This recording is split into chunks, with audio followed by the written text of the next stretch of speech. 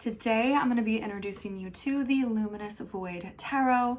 It is a stunning indie deck created by Laura Zuspin, and the format for this video, so in case you want to jump to certain timestamps, is for the first couple minutes I'm going to be zooming in on the artwork on the deck and just doing a voiceover, giving my impressions and my thoughts about the artwork. And then I'm going to move into my personal practice, or how I connected with this deck. And for me, with every deck that I get, I create a musical playlist inspired by the artwork. I watch a movie and I read a book, and I also do journaling. And then at the very end, I'll tell you how this deck shows up in my practice. What do I use this deck for and why? Okay, let's get started. It comes in this gorgeous box here. It's very well made. And these are the decks themselves. And oh my gosh, let's just look at the backing. A little bit of gold. It's oval shaped, so it's definitely unique. I think these are the only oval shaped decks I have in my collection. But let me just show you some of the artwork, because I feel like the artwork is really what makes this deck unique. Because this deck doesn't kind of follow any normal structure or convention. It's very much like it breathes, it flows. When I first looked at this deck and the artwork, it's almost like the watercolor, because it's so loose and freeform, it almost kind of just dissolves with your eyes. And each card feels like its own world in motion. The shapes are like half formed, half illuminated. It's almost like the artist intentionally used the medium of watercolor to communicate emotion spilling across the page, right? That's kind of what I look at when I see these. The Four of Swords, for example, you really get to see the emotion kind of bleeding through the figure at the bottom here, and how the shapes suspended in the white background kind of give this infinite unmarked plane where the figures kind of emerge from the ethereal, from the whiteness. So it's very free, it's without restraint, and the style of watercolor definitely bleeds into the faces, so you don't really see the faces that well. Here's an example, right, with the Page of Wands. We can tell this is a face, but again, if you look closely, the watercolor just bleeds in and out of the figure, kind of giving it almost a little bit haunting or ghost-like. It's certainly unpolished. Let's say that the work itself almost reminds me as if a child painted it. That was the impression I got when I was looking at this artwork. Like, it is free and uninhibited, like a child, like as if it was a child painting. Yes. Even though sometimes I would say some of the artwork feels a little crude or unfinished, I feel like that's intentional from the artist. Like, it's supposed to be expressive and raw and unfiltered and almost affronting in that way. Like, when we draw like children, we are releasing ourselves from the constraints of being an adult and from the constraints of perfection. Like, here's a great example, the Knight of Swords.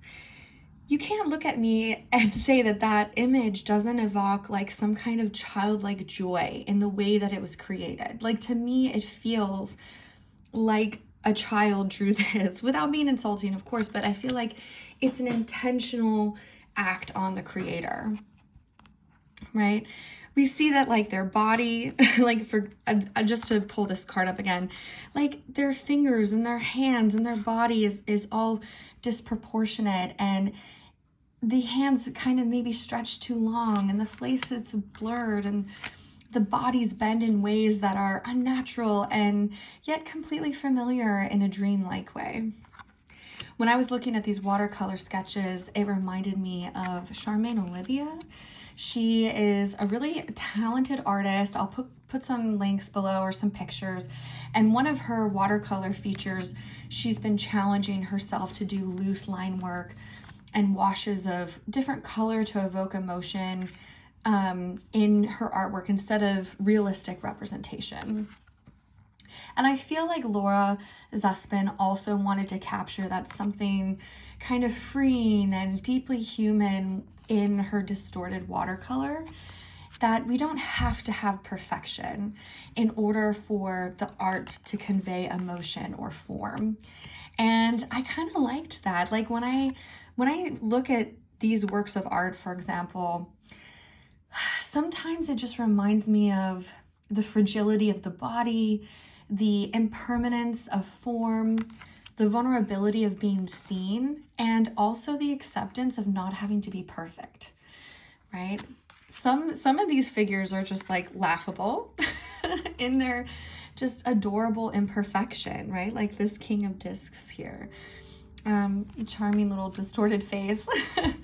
The figures themselves don't seem to assert themselves with like dominance or power, but rather they kind of hover, waiting to be interpreted by you, the reader.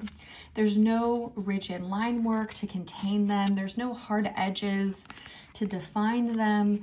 And so in that way, I feel like this artwork, especially with the white background, kind of creates more of an impression, more of a fleeting moment than a definitive statement. Again, I feel like that negative space, that white background, is very intentional, and it's almost as important as the composition as a whole. Because when I'm looking at these cards, it kind of just reinforces the idea that the meaning of the art is found in not just what is present, but also what is left unsaid, what is missing. And that is what makes this deck so creative and so fun, is because it kind of thrives in that in-between. It focuses on fluidity of emotion and perception, and not just fixed symbolism or fixed illustration, right? This deck definitely pushes you to be a little bit more intuitive, bring your own emotional element to the artwork. You've got to connect with the colors. The color and the artistic style is what makes the Luminous Void Tarot really unique and different. So it's a fun deck. If I had to summarize the art on this deck, I mean, look at this. She is doing quite the backbend here, the Justice card. And instead of holding the scales, she's literally using her body as a weight. I mean, it's fun. It asks you to let go of control, right? Trust your instincts, surrender to the organic nature of thought and feeling and movement, and really just not focus on perfection and enhance that kind of childlike energy. It's almost not quite like a Rorschach's test. Like it's still, you can still tell what it is, but the Luminous Void Tarot, I feel, really invites you to kind of step into a childlike freedom and a desire to release yourself from adult constraints or adult control. The other thing too is, of course, the color palette themselves is very bright, it's very vibrant, and it kind of brings a little bit of a joy to the deck itself. Like I loved this, the hanged woman here. She's not just hanging, it's like she's swinging. She's swinging, her hair is flying in the wind, her hands are free. She is just like, she's nude, she's naked, she's wild, even though she's hanging upside down, it gives a sense of emotion, and her body is full of all of these different colors. It is so beautiful, but it's also like, some of them, like some of the faces are not, I wouldn't describe as beautiful, right? They're like bleated. They're impressions of faces. And again, for me, when I look at this type of artwork, it kind of reminds me of the art I made as a kid, where you would just let the waters bleed, and shapes and forms and feelings, and you weren't fixated on perfection. And that is how I really enjoy the Luminous Void Tarot, is if you were to look at this artwork, just how it makes you feel, how it brings out that kind of childlike imagination and fun and fluidity, and maybe life doesn't have to be all within the lines. Okay, so those are all the cards in the Luminous Void Tarot.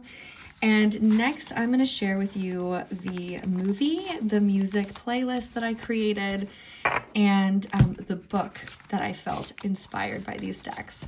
Oh, and of course, look at that gilded edging. I love it. I love it. I love a deck that goes a little extra. It's so gorgeous. When it comes to different tarot decks, you kind of have to see them as their own artistic world. The artist created their own world using their own artwork, and each world has its own distinctive voice, its own distinctive energy, and even though it might be based off of tarot, every single artist has their own unique perspective of those archetypes. And so when we get a new deck, it's really important to listen to that voice, connect with the way that the deck is trying to communicate and what thoughts or feelings are being invoked in you because of the artwork and the symbolism. So in my own personal practice, what I like to do when I get a brand new deck is I like to integrate it with other forms of art, specifically music, movies, books, literature, poetry. And as I'm connecting the deck using other forms of art, it just deepens my experience and my understanding of the world that this artist was trying to build.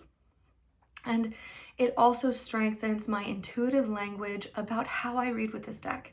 So if you have a deck and you're wondering how can you strengthen your intuitive muscle, your intuitive voice, definitely listen to these examples. And if you have the Luminous Void Tarot as well, please follow along. I would love to hear other people's experiences to my music, movie, or book recommendation, and how it might transform or deepen your own work with the deck if you own this deck. So the first thing is music. I love listening to music and enjoying art. And for me, a tarot deck isn't just a collection of cards, but it's almost like having a personal gallery in my hand. And I made this playlist inspired by what I feel the artist's energy is. And then I'll just, relax, put in my headphones, and just meditate on the artwork and listening to the music, allowing my own mind, my own subconscious to emotionally connect with the artwork and just see how I just relax and enjoy the art, enjoy the deck itself. So many people just immediately get tarot and they use it like a tool instead of enjoying the art. I collect decks because I love art. And so I want to enjoy the art that I'm purchasing. So trying to come up with a movie that I was going to use the Luminous Void Tarot with was a wee bit of a challenge. When I try to find a movie that I want to read a deck with, I want it to be along the same theme or energy or sensations. So when I was trying to find a movie that matched the vibe and the energy of the Luminous Void Tarot, I wanted something about imagination, right? The shared language of imagination, because this deck definitely asks you to kind of imagine. And because to me, the artwork feels so childlike and so uninhibited and so unrestricted, I wanted a movie that really kind of tried to illustrate childhood imagination, that childhood unboundedness where things don't have to follow logic, where reality doesn't have to be constrained by a story or a plot. There's a sense of innocence and emotion in childlike imagination. But at the same time, I didn't want it to be too childlike because there are darker elements in this deck. This deck is not all sunshine and rainbows, right? This deck also has some scary features to it. But I did find a phenomenal movie to match the Luminous Void Tarot, and it came out in 2006, and it's called The Fall. It is very open to interpretation. I think some people loved it and some people hate it, so it might not be everybody's cup of tea. And I think maybe same with the Luminous Void Tarot. Like, the Luminous Void Tarot might not be everyone's cup of tea either. But when I think of The Fall, the film itself speaks in images and concepts.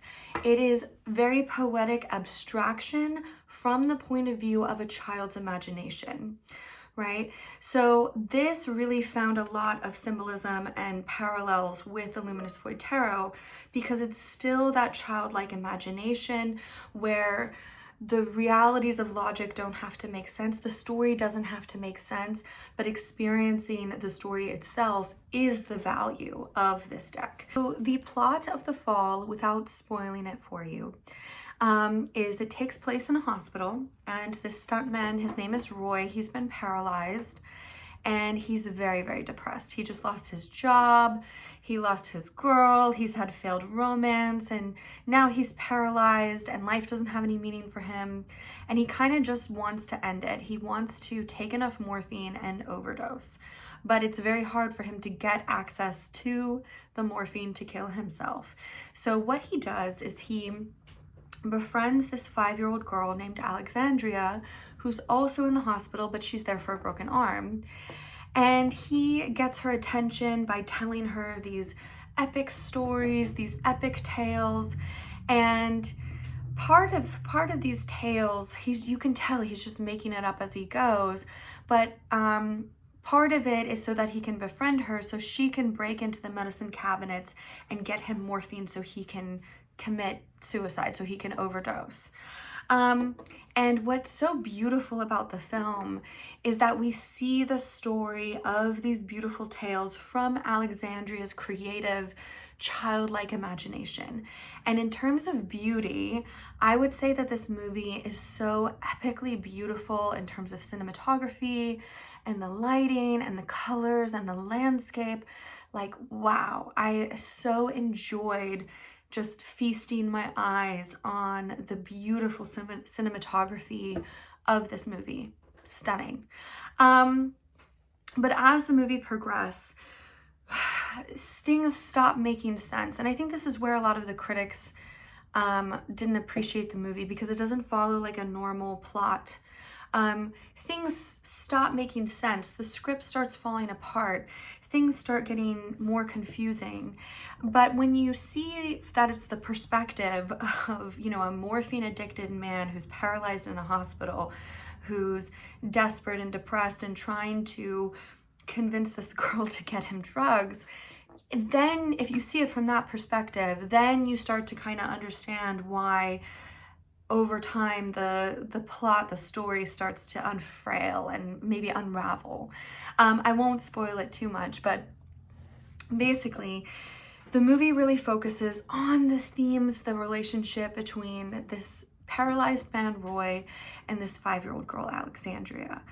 I would say overall the themes of the story are about emotional transformation and perspective, but the big connection with me with this Luminous Void Tarot deck was the childlike imagination and just the fact that it doesn't need to be literal, it doesn't need to be perfect, because when we step into the intuitive mind of a child, for example, or our own imagination, when we unhinder our own imagination, then we have the ability to create a lot of beauty. And I think of the same thing when I look at the Luminous Void Tarot. It has this childlike energy and innocence, but yet there's a little bit of darkness and vulnerability in this deck as well. It's not completely naive. But there's a couple themes that after I watched the movie that I would pull cards on. And the archetypes in the movie, this is something I like to do to just kind of hear the voice of the deck itself, is what are the archetypes in the movie The Fall? And then I'll pull some cards, and then I will write or meditate or journal or just contemplate about how those archetypes came up in the movie itself. So for Alexandria, the card I pulled is the Fool. And what a beautiful, perfect card for a 5-year-old. I mean, even just looking at the artwork, we see she's smiling, the colors, the vibrancy, the openness, and that very much represents her character's energy, right? She fearlessly steps into Roy's storytelling. She fearlessly, allows her imagination to take her to these childlike places, even though they're kind of in this dark and gloomy hospital under, non-ideal circumstances. She kind of creates her own adventure. She is unbridled. She's unboundless. And the world that she makes is so beautiful. Very much the energy of the Fool archetype in this particular deck. So the next card I pulled was for Roy, and I got the Hanged Man. And then this is really cool because I love the poetic way that tarot wanted to illustrate a man who's paralyzed and trapped in a hospital, right? So the Hanged Man is about an archetype of surrender, of being suspended, being in a place where you literally are not going anywhere because you're kind of hung around, you're kind of hung and stuck. And so initially when I thought of the Hanged Man, I was like, well, that makes sense because he's paralyzed, right? But when I look closely at the artwork, we see that even though he is paralyzed, he's still, through his transformation throughout the movie, through his connection with Alexandria, through his storytelling, he's able to escape the confinements of being paralyzed and trapped. And I feel like that is beautifully illustrated in this card, where even though the woman is suspended, she herself is free. She herself is enjoying the place that she is, even if she's in a predicament where she is stuck at the moment. And that's kind of like the big arc of Roy's character. Sometimes life can trap us, and sometimes life can give us quite a difficult hand. But the real power and the real beauty is finding the joy and the love and the connection and transforming our emotions, even if we're stuck. Like I said, The Fall, not everyone's gonna like the movie. If you are someone that expects like a typical movie plot, you might be a little disappointed with this movie. But if you are someone who enjoys visual aesthetics and you enjoy the story for the sake of the story, and you can kind of just appreciate the artistry that went into a film and not needing a story to be so tight and it's more poetic, just like the Luminous Void Tarot, then you'll really enjoy The Fall. Came out in 2006. There's a couple platforms that you can get it at, that you can still stream it today. So that was the movie that just kind of deepened my perspective and understanding about the art and how I would contextualize this particular deck. And next, let's talk about the book that I connected it to. So the final way that I will deepen my connection and language to a deck is I will find a book of similar energy or theme or intention. And as I'm reading the book, I will pull cards and I will use the artwork and the deck of tarot cards to enhance my reading experience, which is just so much fun. If you haven't, combined tarot and book reading together, it's so much fun. Anyway, so I was trying to think of a book that captured that childlike imagination and creativity, but still had some of these darker tones. And the book that came to mind was Roald Dahl's The Witches. And the reason why is because the illustration on the cover of this deck has the same kind of like eerie, melting expression, long fingernails that I see in Laura Zussman's art in the Luminous Void Tarot. So I'm already like kind of primed because I feel like the artistic vision of this deck and the artistic vision of the Luminous Void Tarot and the book, they're very similar. And it fits my theme of like just childlike imagination and childlike perspective, because the Witches book, the main character is a boy. I'll just give you a brief summary of the plot without spoiling the book. But basically, it's this boy, his parents have died, so he goes to live with his grandmother, and his grandmother warns him about witches. She's like, they turn children into mice. They're evil, they hate children, and they look like beautiful women on the outside, but they're actually grotesque monsters on the inside, and they're evil.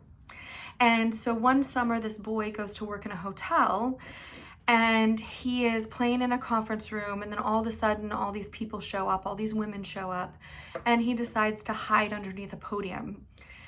And he's hiding, and all of a sudden he sees these women like take off their wigs and their gloves, and he realizes that they're the witches that his grandmother warned him about, right? They're ghastly monsters.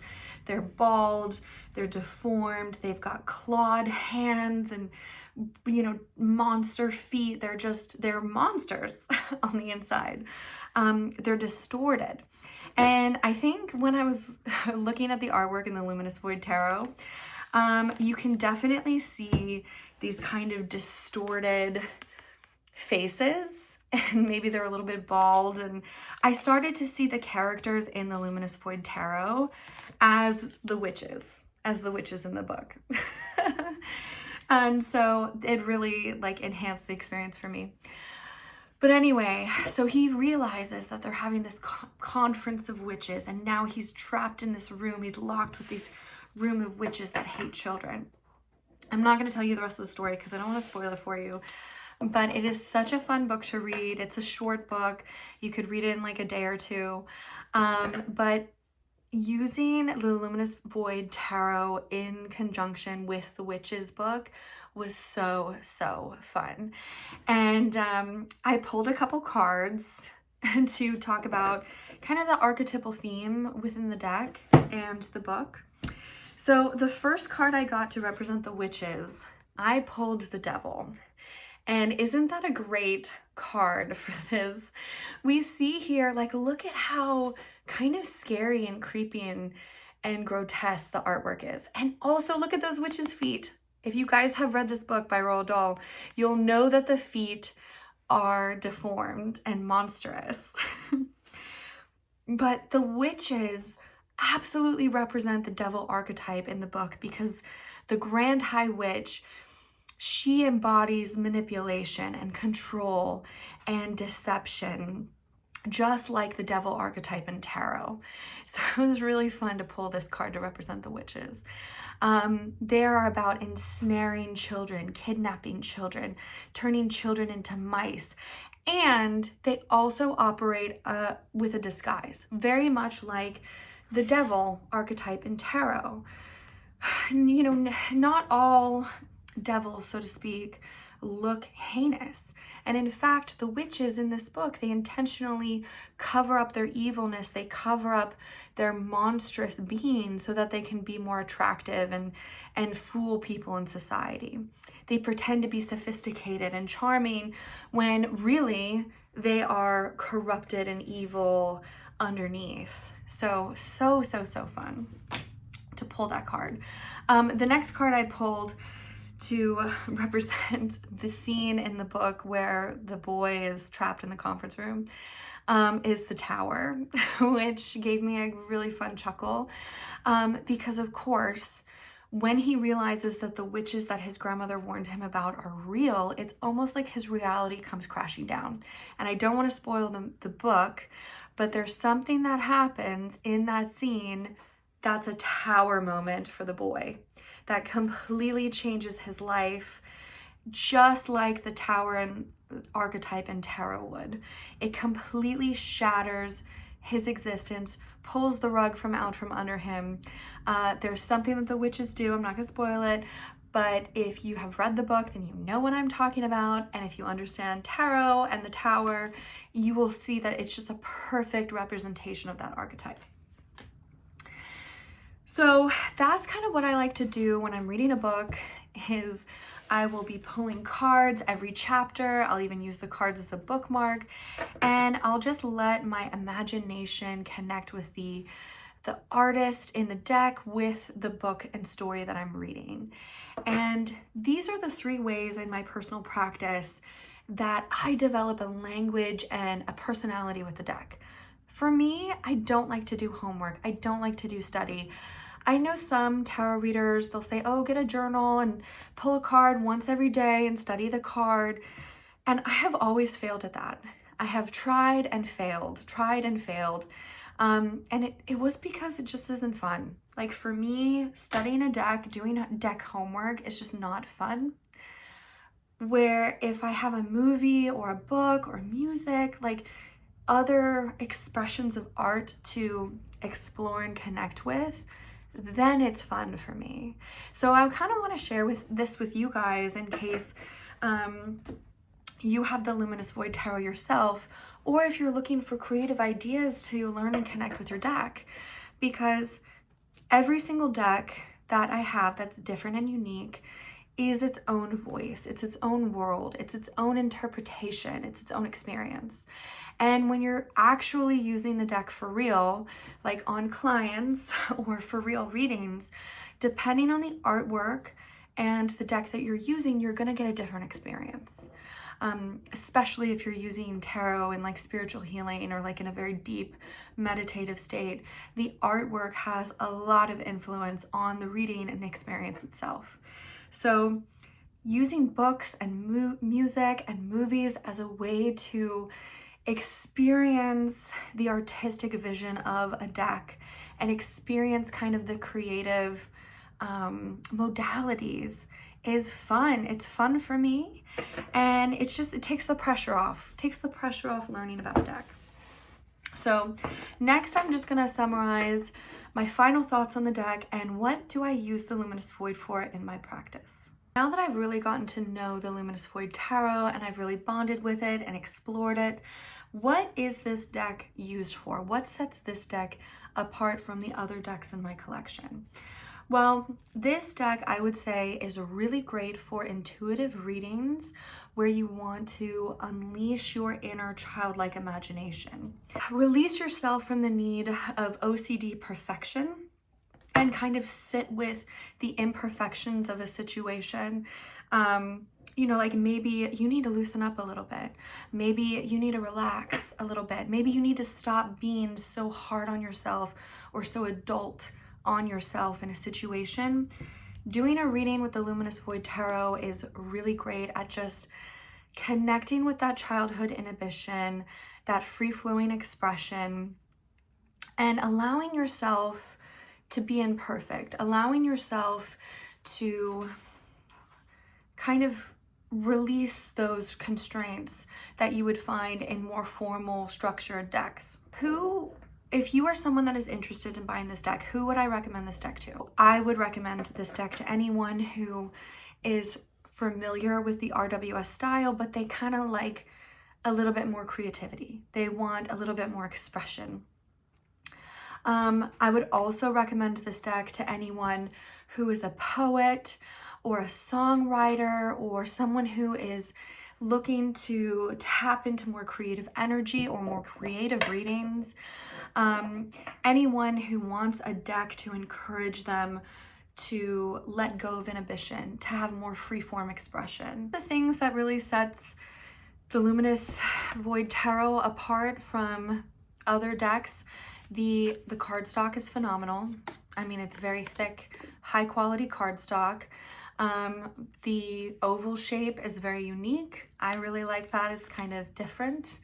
The backings, you can tell they're very high quality. The art itself is printed in very high quality print, very high resolution. So in terms of the actual construction of this deck is very high quality. And of course, the gilded edging, I love it. I love the extra bouginess with my decks. So I love it. And if you're someone who kind of likes quirky, odd, fun art and you don't mind nudity, of course there's a lot of nudity in this deck, the Luminous Void Tarot, I think you would really enjoy. And if you're a creative, if you're a songwriter, a singer, an artist, a poet, this deck I think would really be a wonderful addition to your collection. When I read with this deck, I get inspired. I get inspired to make art without having to give myself the pressure of perfection. So, and that's kind of what I love about watercolors too. Anyway, this is my deep dive review of the Luminous Void Tarot and also how it fits into my practice, how I connected with this deck. I know these videos are quite long, but my deck collection is a labor of love for me. So You know, I didn't just buy these decks to have, you know, a hoard of decks, but it's really because I love art. And for me, using my deck collection, I don't just use tarot decks for reading. I use it for enhancing art, my experience of music or movies or books. In my own personal practice, art enhances my life and it enhances my experience of these other forms of art. And so I hope to inspire other people. Like if you're kind of wondering, you know, what do I do with my deck besides just read it? Integrate it with other forms of art. Find a book or a movie or music that allows you to experience art in a deeper, more beautiful way. Anyway, thank you all for listening, and let me know if you have a deck in mind or if you owned the Luminous Void Tarot deck. I would love to hear your opinions. I'm going to be choosing another deck to do a deep dive walkthrough with you, so I'm so excited to share. Anyway, have fun everyone, and take care.